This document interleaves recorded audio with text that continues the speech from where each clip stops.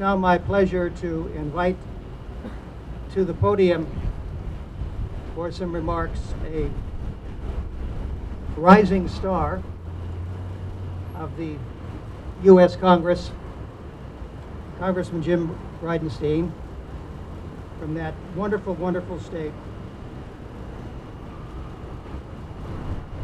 not of Arizona, though I am, but from Oklahoma, the heartland of America. The congressman is a Navy pilot, a combat veteran. After leaving active duty, became director of the Tulsa Air and Space Museum. So we're going to have to call upon you, Congressman, to help us with our museum. He was elected to Congress in 2012. Please join me in welcoming Congressman Bridenstine.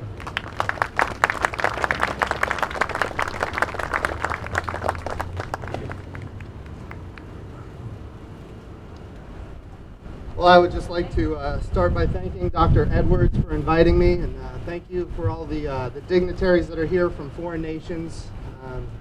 It is a true honor to be here, and I congratulate the foundation on its 6th anniversary for the memorial's dedication. I've got a number of remarks here planned, but I'd just like to share you my experience with communism. I'm a Navy pilot. I've flown combat all over this world over many years now, and one of my first experiences was an exercise I did in South Korea.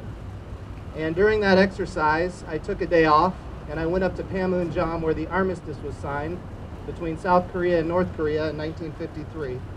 And I was at the DMZ, the demilitarized zone, looking across the border from a watchtower, and I had a Japanese soldier with me.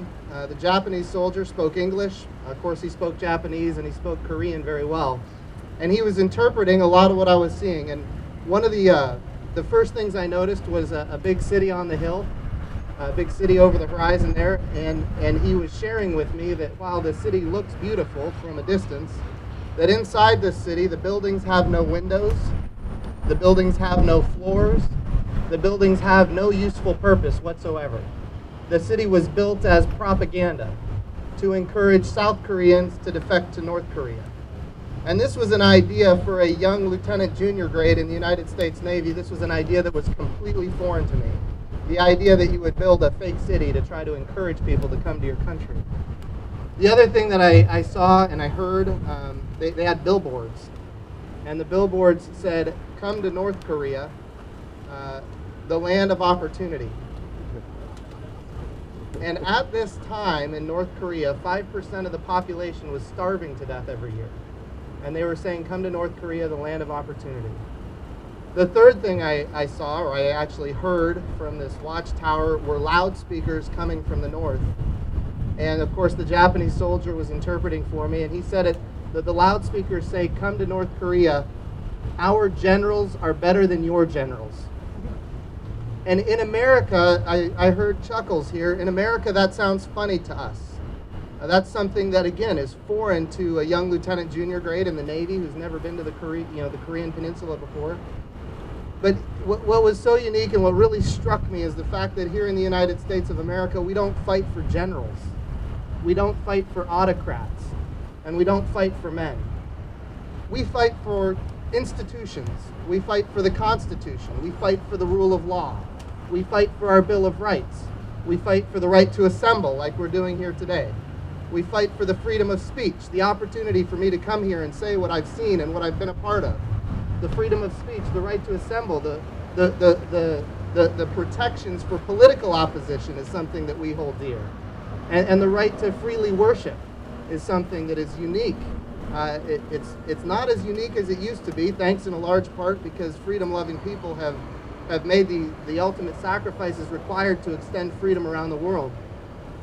But these concepts were unique, and it's important to note that when I was in South Korea, I went to church, and I worshiped freely, because somebody from my country had gone to that country, and a lot of those people had made the ultimate sacrifice. They gave everything so that people in a foreign nation would have the opportunity to live free.